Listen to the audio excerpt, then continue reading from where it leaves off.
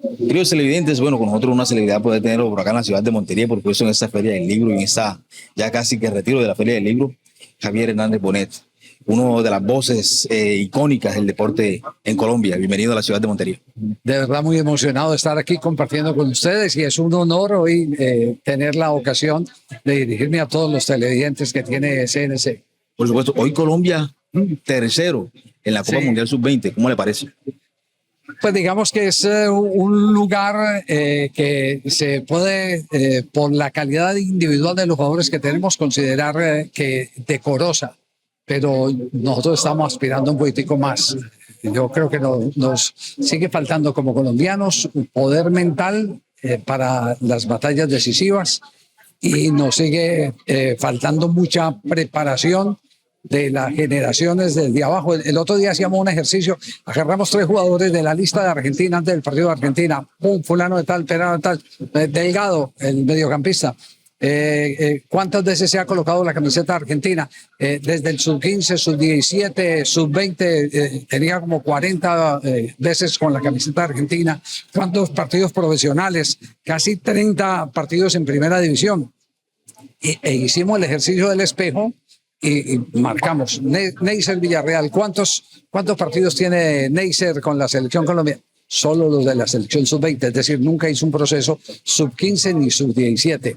Y ahí es donde se marca la diferencia, porque cuando usted ya viene hilando, acumulando conocimientos, sintiendo que la camiseta de su país es parte de su piel, porque desde chiquito la está utilizando en competencias oficiales, ahí es cuando usted se hace matar cuando va a un terreno de juego. A nosotros nos falta eso todavía. Por supuesto, la consecuencia también uno pues marcaba ahí que pues puede ser un problema psicológico también de los muchachos al llegar a esta parte de los campeonatos. Yo digo que hagamos el ejercicio, pero aquí públicamente lo digo con la ventaja de que ya yo lo he hecho con directores técnicos con quienes hemos hablado todos estos días conversando informalmente. Ninguno de los jugadores de este mundial le puede sacar diferencia a la capacidad individual de Neisser Villarreal y de Perea. Es decir, nosotros individualmente tenemos mucha capacidad. Lo que no tenemos es concentración. Colectivamente los diagnósticos desde hace rato están dados. Nosotros hemos sido vencedores en ciclismo con Cochise Rodríguez, persecución individual. Con Cochise Rodríguez, campeón de la hora, dando vueltas él 1 hora a hacer el mayor recorrido, que eso fue en la Magdalena Michuca en México, el velódromo. Hemos sido campeón con Antonio Cervantes y Pambelé, que están en el Salón de la Fama del Boxeo Mundial. ¿Cómo es Pambelé 1 contra 1? Marisabel Urrutia, campeona olímpica, oro olímpico. ¿Quién? Ella sola levantando. Pero cuando vamos a hacer el balance del trabajo en equipo, ahí es donde nosotros nos quedamos. Y tiene que ver mucho con eso, de que pensamos solo en nosotros y no pensamos en los demás. Nosotros somos individualmente muy fuertes, pero cuando tenemos que cumplir tareas colectivas somos muy frágiles. En el caso del fútbol de esta selección, está una selección que no tenía la capacidad de entender cuándo tenía que marcar al hombre o cuándo tenía que marcar el espacio. Porque son 2 cosas igualmente útiles, pero que se manejan en tiempos distintos. Que fue lo que pasó con el gol de Argentina. En el gol de Argentina, ¿dónde estaba el lateral izquierdo Arizala? Estaba recostado en una franja, cuando él tenía que venir a marcar el espacio para poder formar bien la línea de fondo. Entonces, ahí es donde encontramos el déficit. Y si lo llevas a lo académico, pasa igualmente en lo académico. Los estudiantes nuestros son muy buenos para los retos individuales, pero para trabajar en equipo tenemos déficits grandes porque es muy disparejo. Hay unos muy sobresalientes, hay otros que cumplen y otros que definitivamente no se acomodan a hacer una labor con 2 o 3. Es un tema cultural, generacional, yo diría, que no hemos podido corregir y especialmente en el deporte. Un pequeño cambio de frente acá, pues, ¿qué veremos los monterianos en esta Feria del Libro, en su conversatorio también que tendremos acá, pues precisamente para escuchar?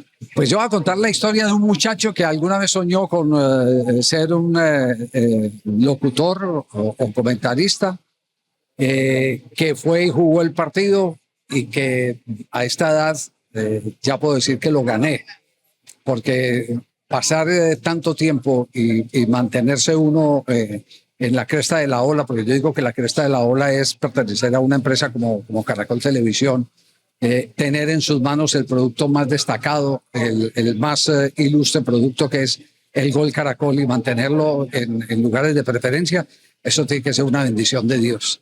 Entonces yo he sido un bendecido y voy a hablar justamente de eso, de cómo uno puede ser un bendecido, porque igualmente dice el dicho, ayúdate, que yo te ayudaré.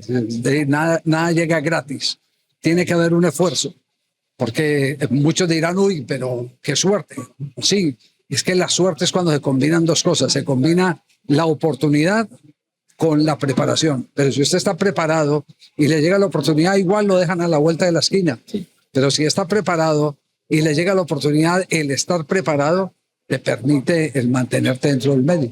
Gracias, por favor. Un abrazo, muchas gracias. En la que jugué, lo soñé, lo gané, Javier Hernández Bonet revive anécdotas con grandes entrenadores, episodios desconocidos de su trayectoria y aprendizajes dentro y fuera del estadio. Un conversatorio para descubrir cómo el fútbol también es metáfora del diario vivir, entre victorias, derrotas y segundas oportunidades. Él conversará con Raúl Benítez y Henry Velasco. Bienvenidos. Bueno, buenas tardes a todos.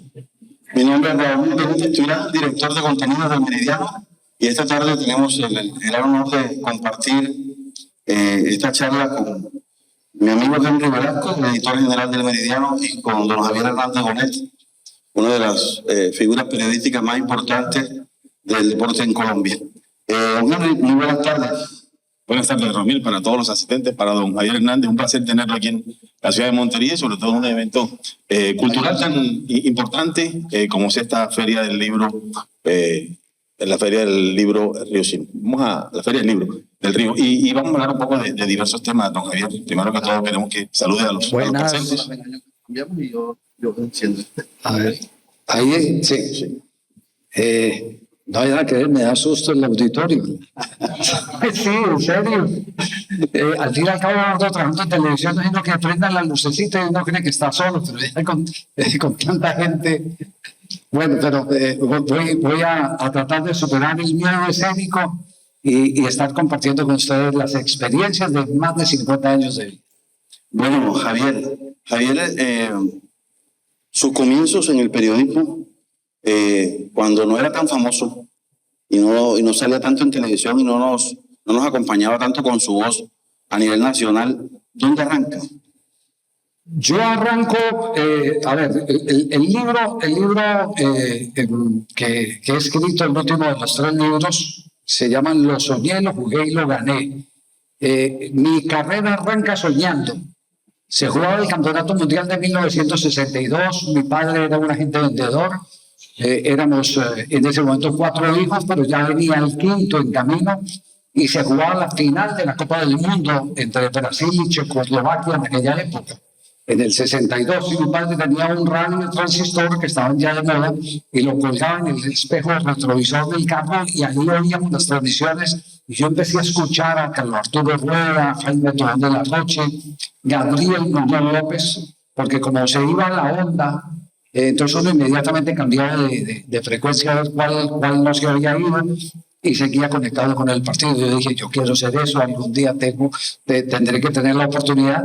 Y cuando menos pensé, se me dio la oportunidad, no sin antes decir que en la casa decían que yo estaba loco porque cuando me metía al baño transmitía partidos imaginarios. Mi hermana, Javier, mamá, Javier, otra vez está loco. Entonces, no le han dado la pastilla hoy, decía. Suele pasar. Sí, y ahí se me da una oportunidad que es una oportunidad muy casual, porque yo ya vivía en Medellín, mi padre lo habían trasladado, me fui a Manizales en unas vacaciones y tenía un primo que tenía conexión con un muchacho, Fernando Montes, que era el operador nocturno en Transmisora Caldas. Entonces me dicen, ¿por qué no vamos donde Fernando? Pero tenemos que quedarnos, entramos allá a las 11 y salimos para las 4 de la mañana. Yo dije, a las 11, 4 de la mañana. Resulta que Fernando Montes era la única persona en la emisora porque la emisora asustaba.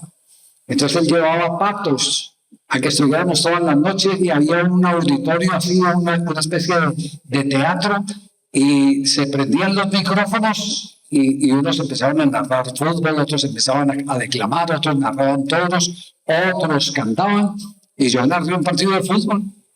Y a los 8 días me llaman, mire, que no viene el narrador. ¿Cómo así? No, que si usted se le apunta, juega 11 Caldas frente a Unión Magdalena. Le dije, pues claro, yo me apunto con esa goma. Entonces agarré el primer micrófono y dije mi primera barbaridad al aire. Saca Sixto Molina de manotazo con la pierna derecha. Ese fue mi primer gran gazapo. Les juro que todavía no han terminado. 50 años después de carrera, siguen saliendo con ellos de vez en cuando. Y ahí fue donde despegué. Pero entonces, su sueño fue ser narrador de fútbol. Yo quise ser narrador de fútbol, pero no. ¿Y cuándo se da cuenta que lo suyo es comentarista? Cuando primero me quedaba sin voz en el relato, no tenía voz de narrador. Y segundo, cuando cometí ese gazapo, el director de la emisora me llama y me dice, Javier, venga, ¿a usted le gusta esto? Y yo, pues sí, yo quiero. No, hermano, es que a usted no le da, porque no se va más bien al camerino a hacer entrevistas. Y ese fue otro lío, me fui a hacer entrevistas. Entonces llevaba las preguntas escritas. Y no hay nada más engorroso para un reportero que le respondan con una pregunta.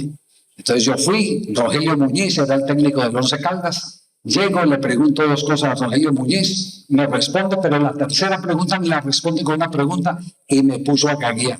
Entonces ahí también puse en peligro mi permanencia en la emisora.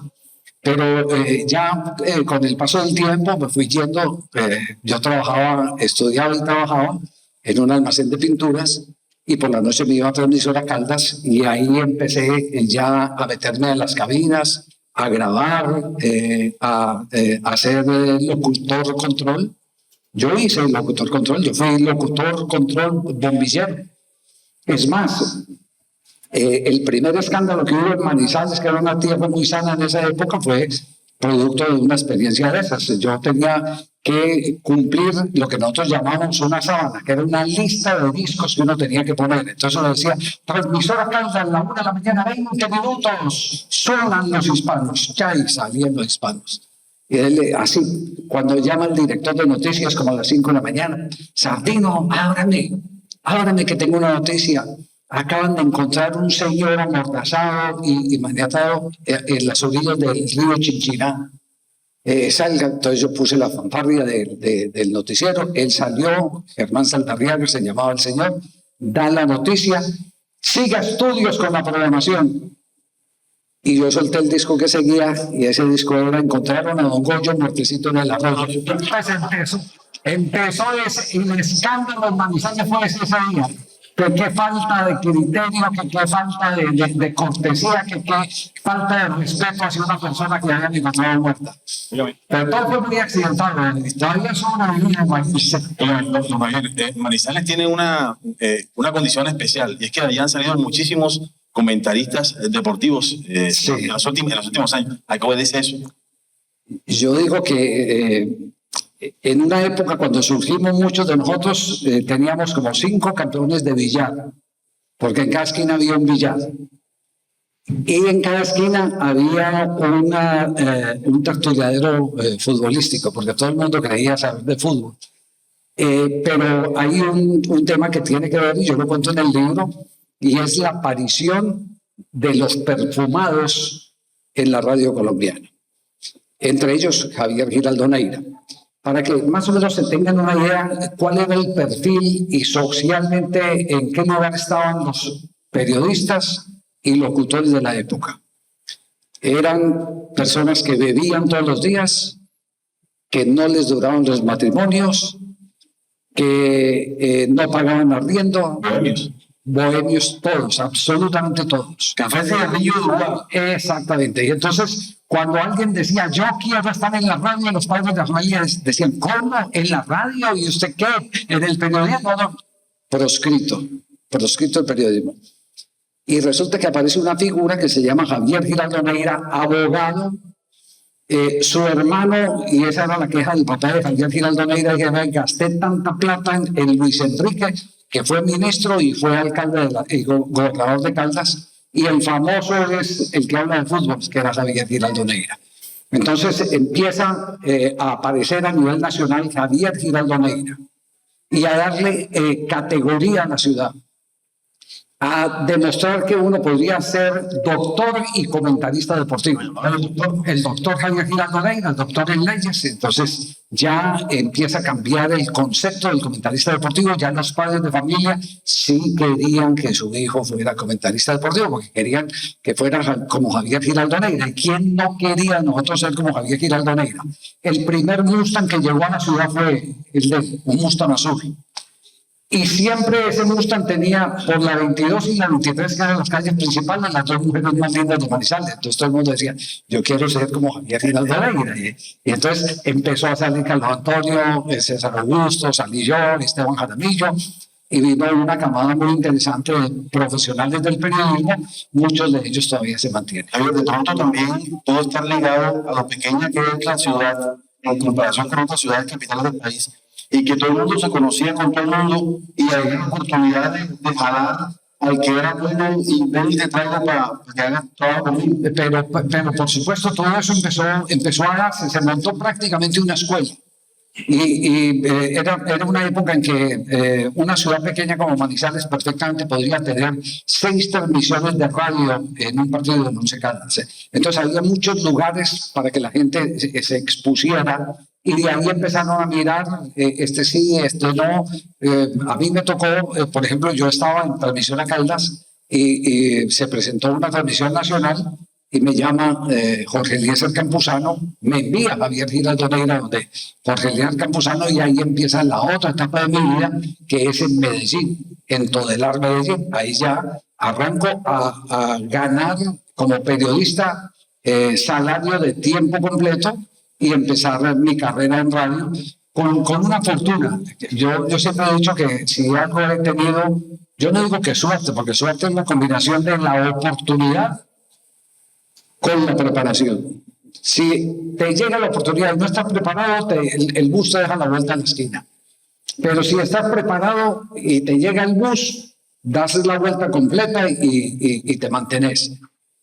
A mí me tocó estar con los mejores narradores de este país. A mí me tocó Campuzano en su reinado, me tocó el mundialista Sergio Ramírez, me tocó Marco Antonio Bustos, me tocó Edgar Perea. Fui comentarista de Edgar Perea mucho tiempo, hasta que él se lanzó a la política. Yo era el comentarista de él en Caracol, en Bogotá. Después de que Peláez se retiró, eran la dupla, yo era el tercero, pero Peláez decide irse y yo me quedo. ¿Y si queda con Benjamín Cuello? Peláez sí, se va a hacer con Benjamín Cuello a narrar en la otra frecuencia, que era la frecuencia reloj. Y yo me quedo como el comentarista de Perea. Es quien, imagínate, Perea, ese fenómeno, estar al lado de decir en coche. Y yo fui en coche, yo soy un afortunado. Después me toca en televisión William Vinasco, que es el auténtico hacedor de lo que es hoy el Caracol. Vinasco y Adolfo Pérez son los fundadores, y el estilo todavía lo mantenemos, el estilo de transmisión que ellos quisieron implantar en En este momento hablaba de la vida bohemia de muchos periodistas deportivos y periodistas en general, de todos los ámbitos. Esa vida bohemia de la rumba, del cigarrillo, del trago. Pero también usted en el libro hace referencia a 3 personas muy especiales. Ya habló de una de ellas, de Javier Giraldo Neira. Pero también lo marcaron Hernán Peláez y Mao, el doctor Mao, Manuel Alfonso Escobar. ¿Por qué ellos le dan el estatus al periodismo deportivo? Ellos le dan el estatus al periodismo deportivo porque todos tenían un grado ya universitario. Entonces le dan un salto de calidad. Y ese salto de calidad viene acompañado con un salto salarial. Ellos son los que le dan el nivel salarial a la radio en la época dorada de la radio, que yo digo estaba más o menos entre los 70 y el 2005-2006. Ahí la radio tuvo a los mejores narradores y los mejores comentaristas, y muchos de ellos, incluido el Negro Perea. Y yo cuento ahí en el libro el caso de Perea. Perea se va a ganarse una millonada. Es que para sacarlo de Barranquilla, Ricardo Alarcón, que era el presidente de Caracol, tuvo que poner mucha plata en la mesa. Entonces, cuando se lleva al Negro Perea, pues por supuesto los demás locutores, narradores decían, pues que el negro está ganando tanto y nosotros tan poquito y tal. Un día estábamos desayunando en el Mundial de Francia y había una reunión, entre comillas, de conspiración, diciendo, es que el negro, que es el otro. Yo ya estaba de director general de deportes de Caracol Radio, me siento con ellos y les dije, mire, el contrato de Perea lo renuevan en diciembre, el de ustedes en enero. Esperen que Perea renueve el contrato y se van a dar cuenta ustedes que va a jalar el salario de todos nosotros. Y después entonces nos reunimos y le hacemos un homenaje a Perea, pero no rajen de Perea, que Perea es el que nos está llevando a todos a ganar plata. Y Perea era el tipo narrador oficial de la NBC en la serie mundial de béisbol. Más de una década. Era el chacho de todo, Perea narró de todo. Era se lo narrador contigo en Colombia. Sí. Que Perea por su estilo único. Era un hombre... Yo creo que inigualable, porque la capacidad de opinar, así no tuviera la razón que tenía Edgar Perea, era arrollador. Él era un hombre que cuando tomaba un tema era muy buen compañero. ¿Sabe que era muy buen compañero? Y a mí me da esta pena con lo que escribí en el libro, porque después me encontré a un pariente de Perea y que ojalá no haya leído el libro, porque yo cuento parte de las travesuras que me tocaron con Perea. Por ejemplo, yo fui a mi primer mundial a los 21 años para cumplir 22, que fue el mundial de Argentina de 38. Y cuando está por terminar el mundial, estamos llegando a la semifinal, entonces nos invitan a un cabaret en Buenos Aires. Y entonces el negro se perfuma, porque qué negro tan especial. María Farina, ¿no? No, María Farina. ¿Sí? No, ese pasaba por la Valle, uno salía con él a caminar por el centro de Buenos Aires, por la Valle con Florida, y entonces el negro iba y venía que voy a ver una chaqueta, y mentiras que la chaqueta era que las rubias en Buenos Aires le empezaban a cambiar luces. Las rubias por él. Las rubias por el negro. Entonces el negro pasaba y entonces decía, compadre, usted que quiere hacer la cabalgata deportiva Gillette, váyase para el hotel, que yo tengo por aquí un estacionamiento. Aparecía a las 12 de la mañana el negro. Y ese día, terminando el mundial, él no sabía que a nosotros también nos habían invitado. Lo que pasa es que la invitación de él era muy especial. Él llega, ya Argentina había clasificado para la final para jugar contra Holanda y la expectativa era grande. La euforia en Buenos Aires era incontenible. Y entonces nos invitaron al show de una rubia de apellido Gatica, hija del boxeador argentino, de los primeros boxeadores de ídolos que tuvo el fútbol argentino, de apellido Gatica. Después vino Galíndez, Son, etc. Nosotros fuimos, nos tocó Gallinero, la parte alta. La rubia termina su show y todo el público aplaudiéndolo, las luces empiezan a seguirla así, les va llegando, cuando pum, y nosotros donde se irá a sentar, mira, cuando se sienta, el negro Perea ahí está. Entonces, claro, a mí ya cuando escribí la historia y mi mujer me dice, oiga, usted no se le fue la mano escribiendo la historia del negro Perea. Y yo, bueno, pues si no lo conocieron sus 5 mujeres, entonces ¿qué va? Era un verdadero personaje, Javier. Sí. Pero hablemos un poquito, ya que tocamos el tema del Mundial 78, sabiendo que fue su primer Mundial. Fue un Mundial difícil, además. Sí. Con todo el tema que vivió Argentina. ¿Cómo lo viven ustedes desde el periodismo para enfrentar lo que quisieron tapar del mundo, que era la dictadura en su momento? ¿Y cómo lo vivió ustedes en su primera experiencia mundialista? Yo tuve más satisfacciones que dolores de cabeza. Lo único era que el frío era terrible, porque era pleno invierno. A mí me tocó Mendoza contra la cordillera. Nos mandaron, porque éramos el grupo más joven, Sergio Ramírez y yo, pero lo que no se dieron cuenta quienes programaron el mapa de donde teníamos que estar era que muchos cruces iban a llevar a que se jugaran clásicos en Mendoza. Y allá llegó Brasil, llegó en aquella época Países Bajos, pues que conocíamos como Holanda, llegó Perú, llegó Escocia, nos tocaron ver unos partidos fabulosos. Y cuando llegó Brasil, pues yo digo que las satisfacciones no se cuentan en plata, sino cuando uno es un periodista joven y no tiene la oportunidad de un consagrado de decirle a un personaje, me regalas un minuto que te quiero hacer 3 preguntas. No, uno tenía que rogar. Y jugó Brasil ahí en esa zona y ahí estaba João Saldanha. João Saldanha fue un periodista de izquierda marcada en la época de la represión y dictadura en Argentina. Cuando estaba Medici de presidente dictador, el general, él manejaba la selección de Brasil hasta el 69, incluso llegó a venir aquí a Colombia a jugar partidos con la selección de Brasil antes del Mundial del 70.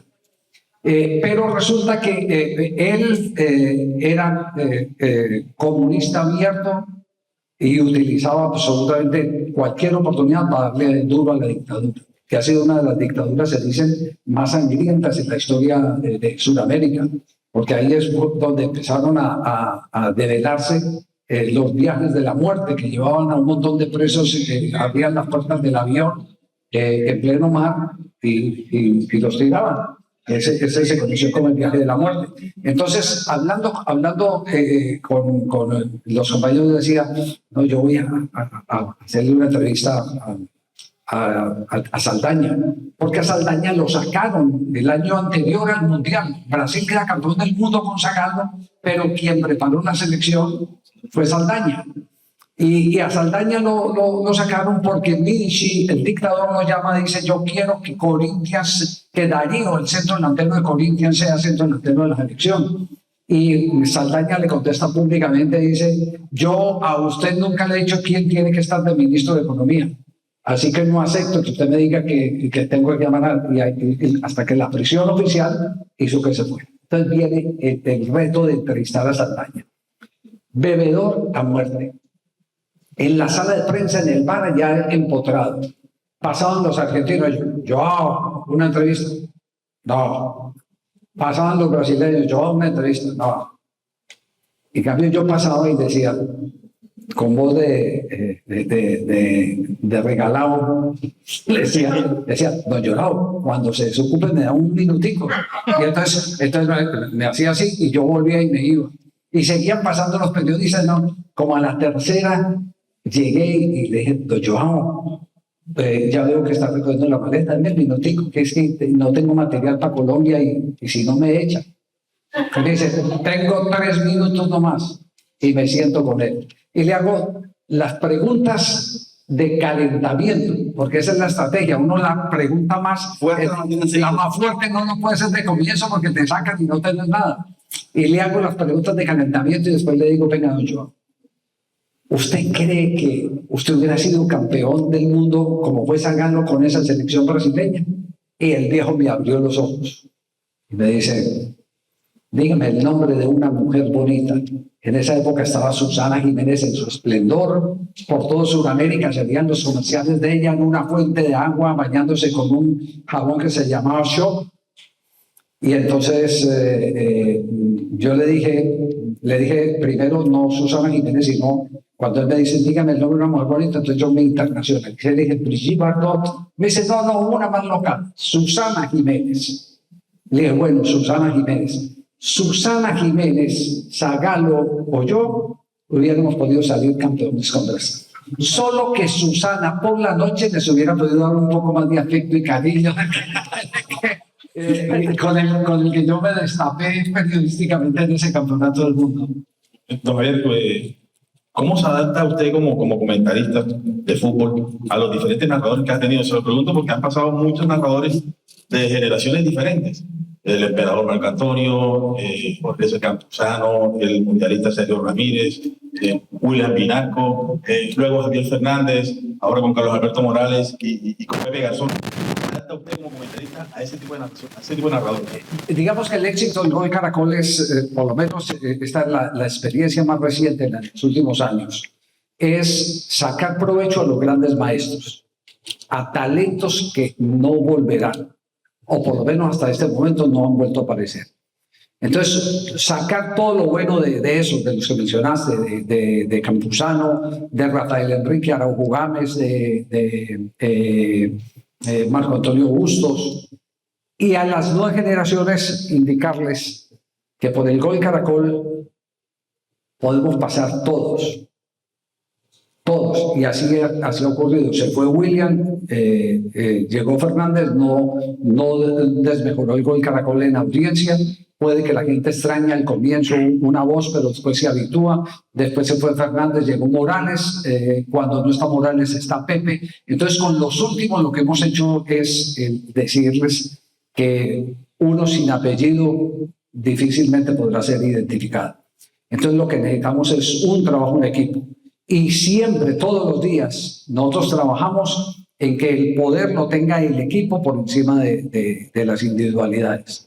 Esa es la manera de conducir el Gol Caracol. Entonces, lo que nos enseñaron en radio, la radio es la escuela más importante, lo trajimos para poder mantener este producto y hacemos ensayo. Ahora trajimos un muchacho de Barranquilla, Víctor Romero, que estaba en ESPN. Está en ESPN, lo tenemos en periodo de adaptación.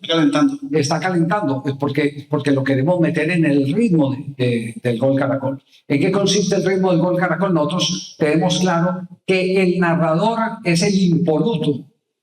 Es el que no tiene que tener manchas de ninguna índole.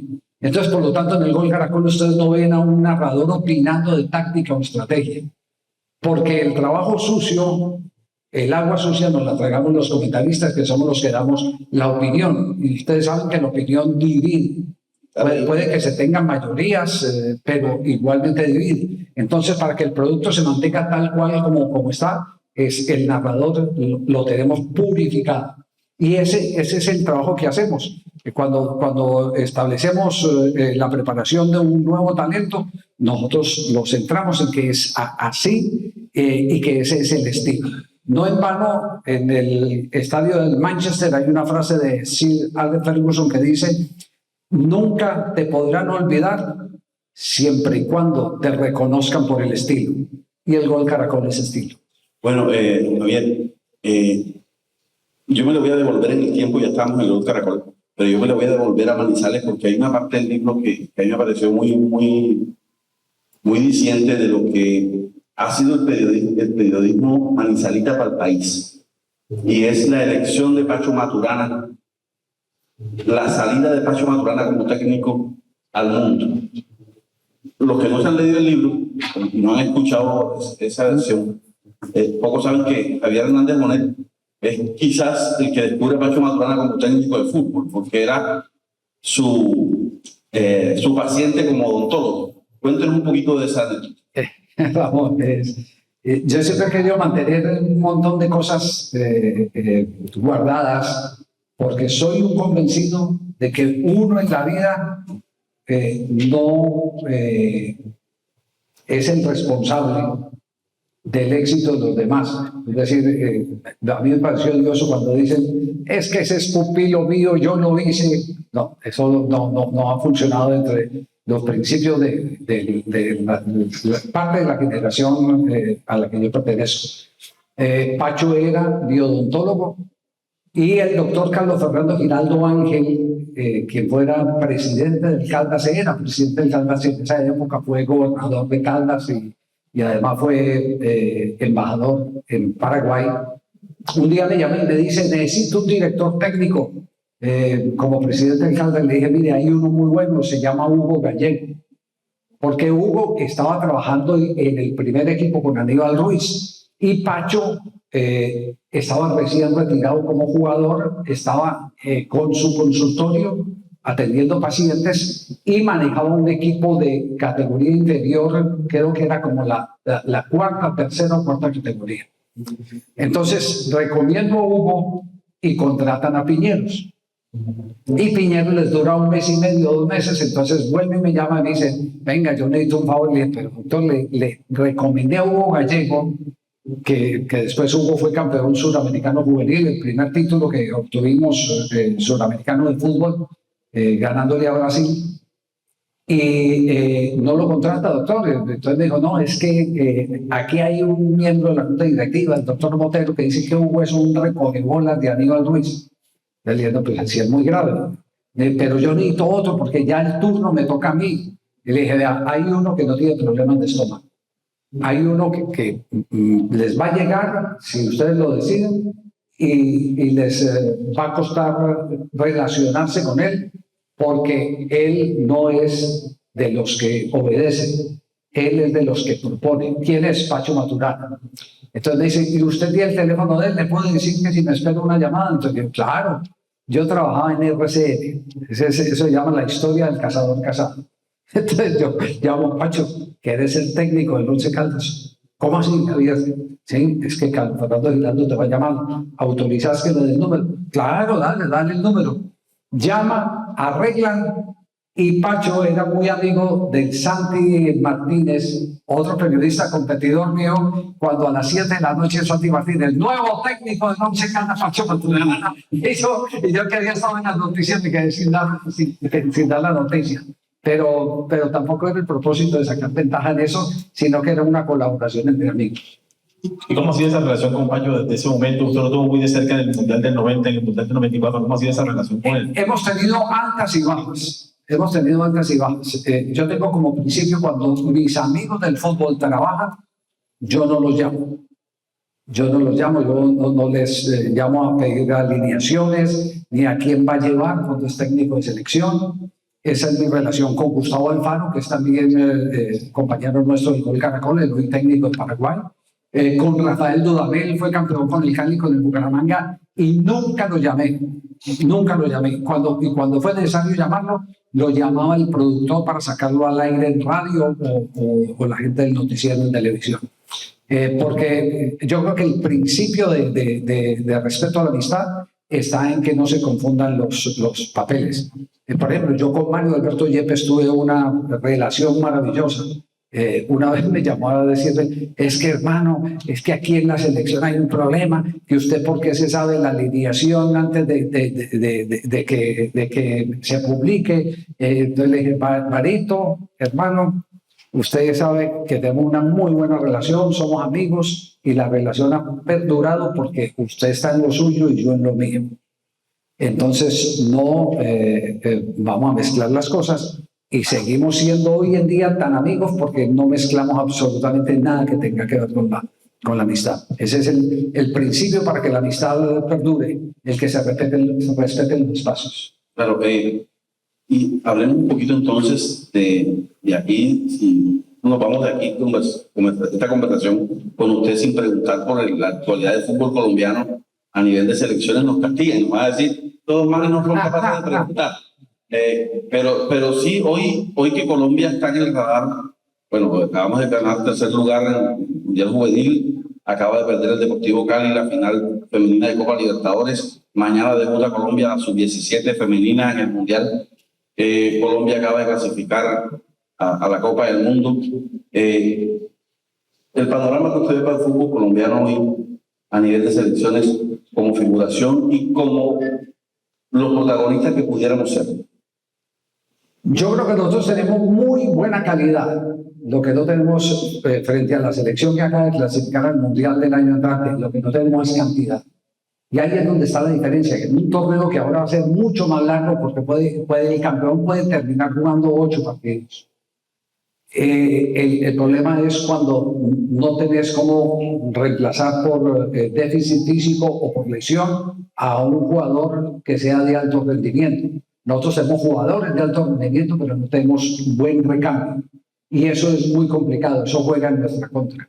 Yo creo que nadie tiene duda de que en el fútbol colombiano hay valores que quisieran tenerlos muchos países. México añora tener jugadores del perfil que tiene el fútbol colombiano, pero en contra nuestra juega eso y juega algo, y es el que nosotros no tenemos procesos. Yo les contaba ahora que, por ejemplo, con esta selección, hace 48, 72 horas, tomamos la alineación de Argentina y dijimos, Argentina, a ver, díganos un nombre, le preguntamos a uno de los periodistas, Delgado, y entonces Delgado, pum, Transfer Market, Delgado. ¿Cuántos partidos profesionales tiene? Tantos partidos de primera edición, ha jugado con Boca Juniors, primera edición, listo. De selección, tiene 16 partidos de sub-15, tiene 20 partidos sub-17 y ahora va a ajustar otros 20 en sub-20. Es decir, desde los sub-15, sub-17 y sub-20, él viene teniendo su camiseta como su segunda piel, la camiseta de la selección de Argentina. Y es un proceso que cumple con todos los que están alrededor de él. Han sido sus compañeros desde que tenían 15 años. Es decir, los últimos 5 años, esos muchachos han convivido entre ellos. Se conocen de memoria. Usted les puede poner una cinta en los ojos y sabe dónde está parado cada quien en el terreno. Pero ahí también tiene que ver mucho la organización de fútbol argentino. Sí. Porque el técnico mayor designa, mira lo que está pasando con el Calori. Designa a Brasil, designa a Brasil. Exacto. Y eso pasa en muchas selecciones, eso no pasa aquí. Y aquí no tenemos esa cadena. Esa cadena no la tenemos. Entonces hicimos el ejercicio con Neisser Villarreal, goleador, ¿cierto? Neisser Villarreal. Sub-15 nunca estuvo. Sub-17 nunca estuvo. Lo desecharon varios equipos de Colombia. Ahora Sub-20 es la estrella y sus compañeros no han jugado con ellos más de 15 partidos. Sus compañeros. Distinto a lo que ocurre con los argentinos. Entonces, esta es una tierra bendita que usted levanta una piedra y sale un jugador, pero sale por camadas. Esta camada es muy buena camada, la del sub-20. Muy buena camada. Falta enseñarles a jugar en equipo, a manejar algo que ya está diagnosticado y es la intensidad emocional.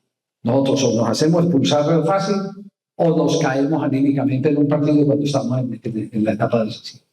Y fue lo que pasó en el partido pasado. Lastimosamente, Neisser no juega por una amarilla tonta, la primera amarilla que le sacan. Pero también en todas las categorías. Le metemos 4-0 a México, que es el papá de los equipos en Centro y Norteamérica, y vamos bien, empatamos 0-0 con Canadá, dando una incata de presentación ahí, una mala presentación. Sí, son temas que pasan definitivamente por... El partido con Canadá es la demostración que no tenemos 15 jugadores, porque contra México goleamos con titulares, hicimos 9 cambios contra Canadá y no es el mismo nivel.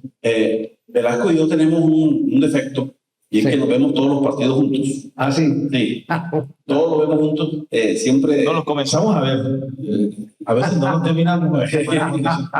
Tenemos ese mismo tono bohemio, Velasco y yo, y es para contarle que decíamos en el último partido de Colombia, queremos conocer su apreciación en torno a eso, y es que para la próxima convocatoria, si Javier Hernández Bonet tuviera la facultad de decir, yo voy a jugármela con el equipo que va a jugar base o va a seguir probando jugadores Colombia, ¿qué debe hacer Colombia en este caso?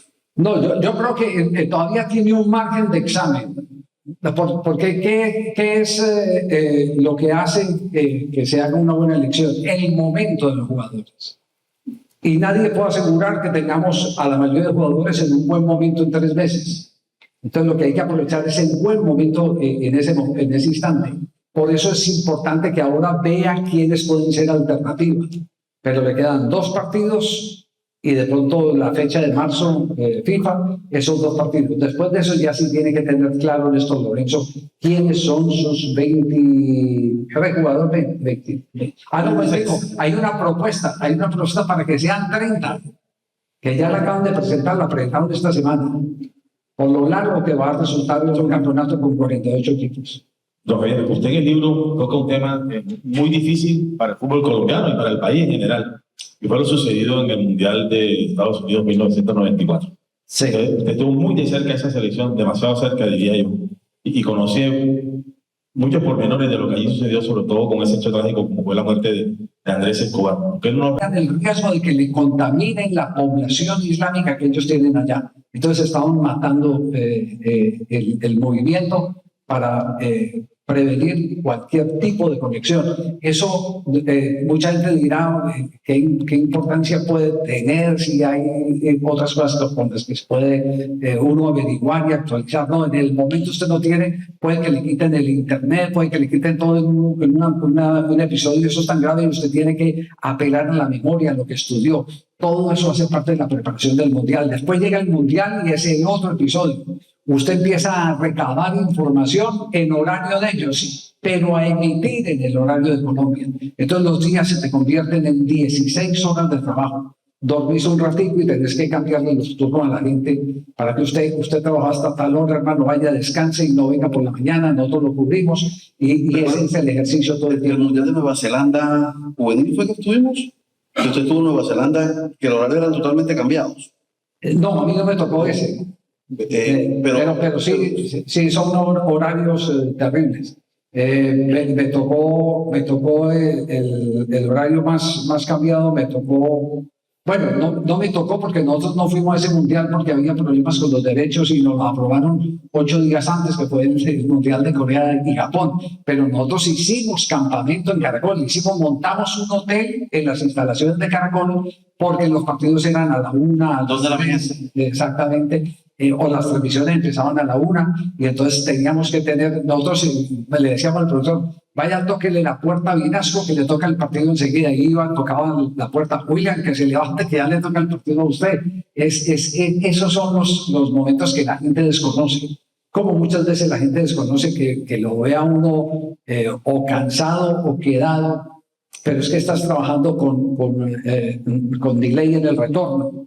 Estás hablando y te está llegando un segundo después lo que estás diciendo.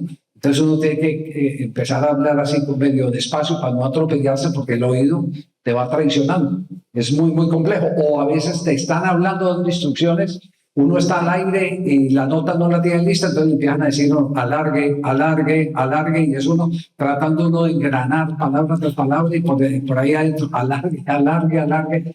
Son cosas muy complejas que se demora uno por lo menos 8 días en un mundial para manejarlas, para adaptarlas. Don Javier, usted en el libro tiene un capítulo muy especial y que tiene que ver con tal vez uno de los 5 mejores jugadores del fútbol colombiano, Carlos El Pibe Valderrama, y tiene que ver con su despedida. Quiero que le cuente aquí a quienes hoy están presentes y están viendo cómo aparecieron esa madrina y ese padrino para salvar la despedida del pibe. Esa es una historia de película. Había intereses de empresarios en Barranquilla que se sentían afectados porque la despedida del pibe la estaban haciendo un colombiano del interior y 2 argentinos. Entonces empezaron a decir, no, que esto es un problema, que esto no, para acabar de ajustar al mal ambiente, diciendo el que iban a ser capaces de llenar el estadio, que esto y que lo otro, el pibe sí jugado con ellos. Llega un momento en que la promesa más importante era que venía Maradona. Viene Maradona a la despedida del pibe Valderrama. Entonces, claro, todo el mundo Maradona. Llega cuando mañana llega Maradona. Pues todo el mundo se fue pendiente al aeropuerto con la llegada de Maradona. Llegó el avión de Sam, en esa época, se baja todo el mundo y no aparece Maradona. Entonces empieza todo el cuento, pura paja, se los dijimos, le decían a los empresarios que va a venir Maradona, que esto y que lo otro. La razón por la que Maradona no llegó en ese vuelo fue porque se emborrachó con Fidel Castro la noche anterior y dejaron los pasaportes y los pasabordos en el aeropuerto y no aparecieron para abordar el avión. Entonces, Olímpica devuelve las boletas que las tenían en tiendas Olímpica, los sponsors que tenían contratados cancelan el tema y eso se arma un lío tenaz. ¿Cómo salvar la despedida del pibe Valderrama? Al otro día llaman, oigan, Maradona, ¿qué pasó? Que nos quedó mal. No, en este vuelo de hoy sí va, está llegando en la madrugada, pero sí va. Que le consigan un palo para jugar golf zurdo, que le consigan 20 botellas de champaña cristal y 10 damas acompañantes. Le consiguieron todo a Maradona. Entonces, cuando aparece Maradona, Olímpica ya quería volver a entrar, Bavaria, que se había salido, quería volver a entrar, y resulta que los patrocinadores dijeron, no, ya hubo gente que nos extendió la mano.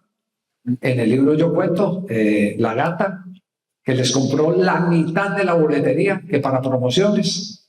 El otro fue Colechera, y así fueron moviendo varios patrocinadores, y entonces volvió y creció el tema. Dentro de la historia, pues Maradona llega, se junta ahí con algunas personas y después le dio a la 1 de la mañana por ir a conocer a Barranquilla y que quería comerse una chuleta.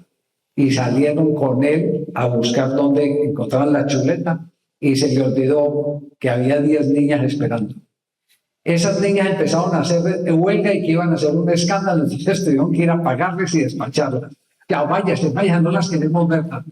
Todo fueron percances. Y como digo ahí en el libro, lo que está mal tiende a empeorarse. Y después de que ya todo lo tenían resuelto, que Maradona se había calmado, que había dormido unas horitas, antes del partido, el partido era en la noche, a mediodía dijo, yo me voy, y salió para el aeropuerto. Pero del aeropuerto se devolvió cuando ya vio que había tanta gente en el estadio y llegó otra vez al estadio, Maradona. Antes de eso, pues se presentó el último inconveniente. Le dicen a los organizadores, no hay oportunidad de que jueguen en el Estadio Metropolitano. ¿Pero cómo no? No hay. Ustedes no hicieron un trámite que había que hacer del que no se tenía conocimiento. Entonces, se había pasado por las verdes y las maduras y todavía había un problema por resolver. Ese problema lo resolvió una persona que no era ni del gobierno ni del fútbol. Jorge 40. Llamó a sus contactos políticos y dijo, se juega porque se juega el partido, y se jugó el partido. Fue un partido de gran audiencia.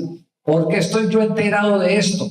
Porque resulta que yo embarqué a Caracol en el proyecto y Caracol desembolsó $50.000.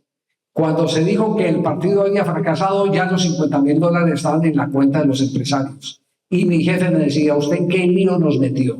¿Usted qué tiene que tanta vaina? ¿Quién va a pagar los $50.000? Entonces, yo estaba enterado de todo. Yo llamaba a Juan Carlos González, el que estaba de empresario, el periodista. Le dije, Juanca, no jodas, me vas a hacer echar, hermano.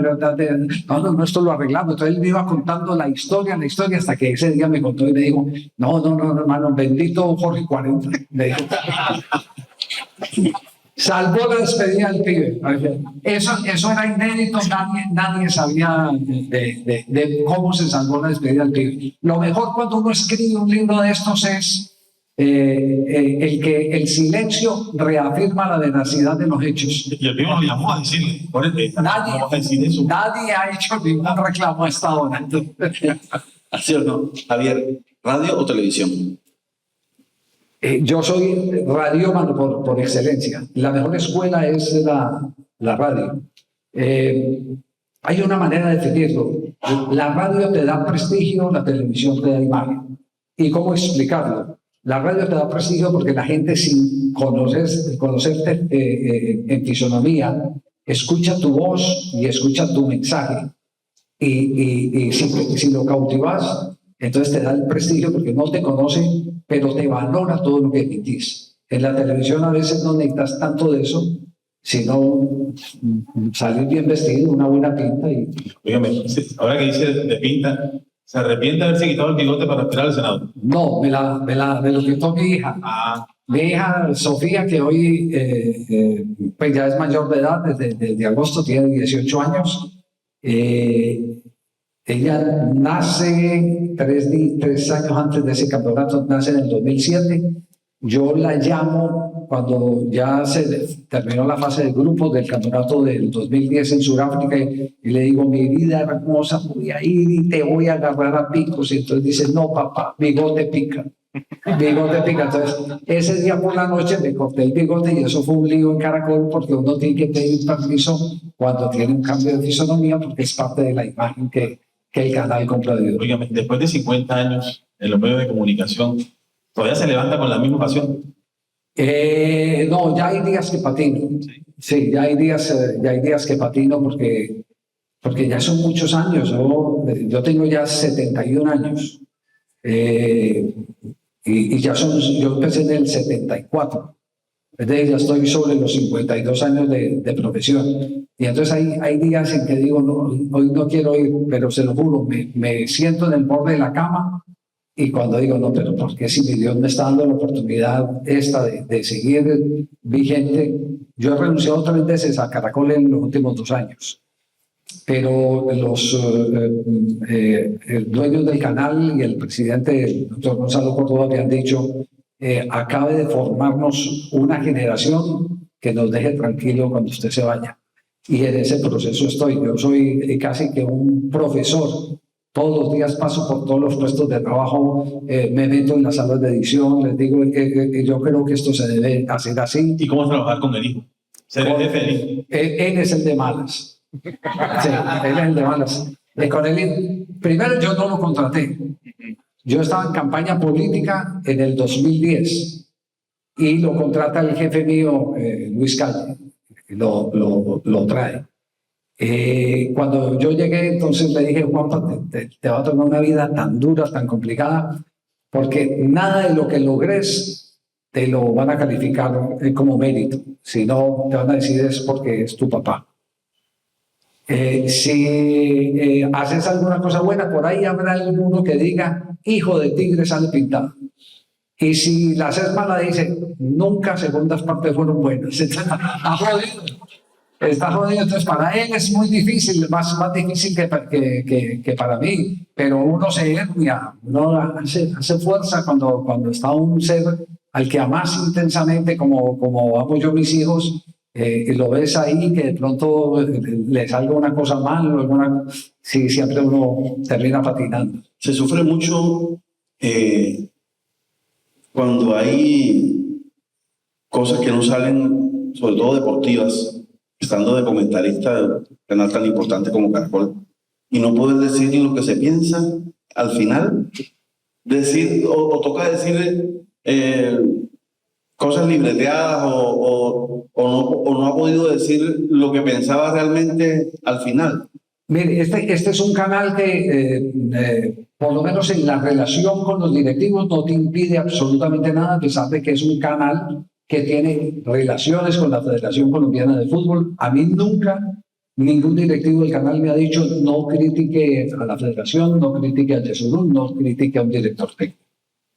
Nada de eso. No. Entonces, pero sí me preocupa con las nuevas generaciones, porque yo ya puedo decir que estoy por encima del bien y del mal. Yo ya estoy pensionado hace rato, disfruto de pensión y sigo trabajando.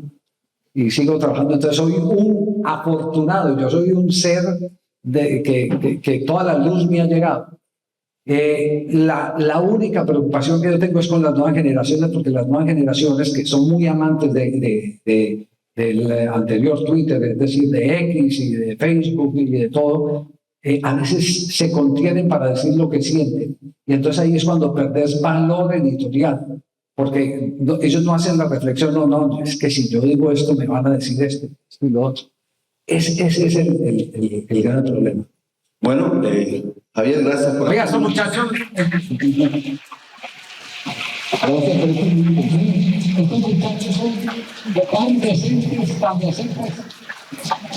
Que no me han preguntado por el fiscal.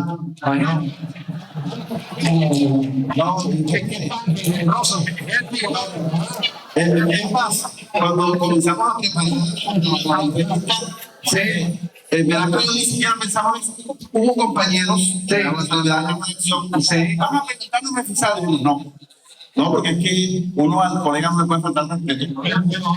Dice eso. Usted dice el concurso mundo del periodismo deportivo. ¿El concurso del periodismo deportivo? Sí, porque los que más promovieron el tema Refisal son los mismos competidores. Son los mismos competidores. ¿Cuál es la historia de Refisal? Yo me lancé a la política. Me invitaron un directivo de medios me invitó, venga, yo le muestro un departamento de comunicación que tengo, me llevan cerca a la 15/85 en Bogotá, subo a un segundo piso y había un salón así de grande como este, con mesas por todo lado y muchachos en computador, lo que se podría denominar una bodega. Entonces me dijeron, yo me lancé para meterlos en contexto, yo me lancé, saqué 39.750 votos, que sería en el Senado, con los 112 escaños, sería la posición 65 o 66. Pero como iba por el Partido Conservador, entonces no alcancé, esa cifra no alcanzó, y entraron senadores con 12.000 votos, con 15.000, con 17. Y yo creo que fue la gracia de Dios que no me dejó meter a ese mundo. Entonces, cuando ya después salgo de ese proceso, él me decía, ¿a quién le damos palo ahí que esté compitiendo con vos? No, yo no vengo a competir con nadie, yo vengo a exponer unas ideas que hoy, más que nunca, estoy convencido de que hubieran sido muy buenas en esa época. Porque cuando yo veo el estallido social y los muchachos de la primera línea, yo veo un montón de personas instrumentadas. Y mi propuesta con varios profesionales era llegar al Congreso a hacer un plan de ocupación de tiempo libre con deporte y cultura. Obligatoriamente volver a los profesores de educación física a los colegios, hacer del deporte aislante de las tentaciones que hoy tienen los muchachos. No, lamentablemente no pudimos llegar, o afortunadamente no pudimos llegar. Pero a partir de ahí, cuando ya se dan otro tipo de relaciones, yo rompo con el empresario y el empresario es el primero que agarra. Pero después, con el tiempo, me voy dando cuenta que los multiplicadores son colegas. Son colegas. Yo hago el ejercicio y digo, bueno, ¿aquí qué tengo que hacer? Yo no puedo evitar que lo diga. Yo lo que puedo evitar es el que me afecte. Y mi afectación no era con Javier Hernández, era con 3 hijos y 5 nietos. Digamos 3 que tienen como ser penetrados por ese... Y entonces empezó ese trabajo, ¿cómo hago? Entonces en mi casa pusimos limitaciones para que mi hija no accediera a esos temas, y cada que había un homenaje, yo me la llevaba al homenaje para que viera que su papá es querido y apreciado. Pues algo muy parcializado, pero la llevaba, era una manera de decirle, venga, de su papá van a hablar mal, pero también hay mucha gente que habla bien. Y resulta que el año pasado, en el mes de noviembre, llega mi hija, que no sé cómo resultó futbolista, goleadora de la selección de su colegio.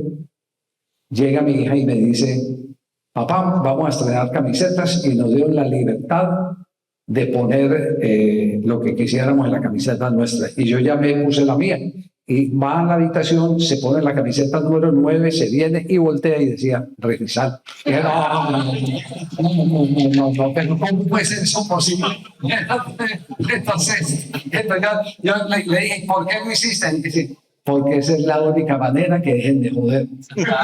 Cuando usted se enoja, cuando usted patalea, es cuando esas cosas se disparan. Pero les agradezco mucho que no me hayan preguntado.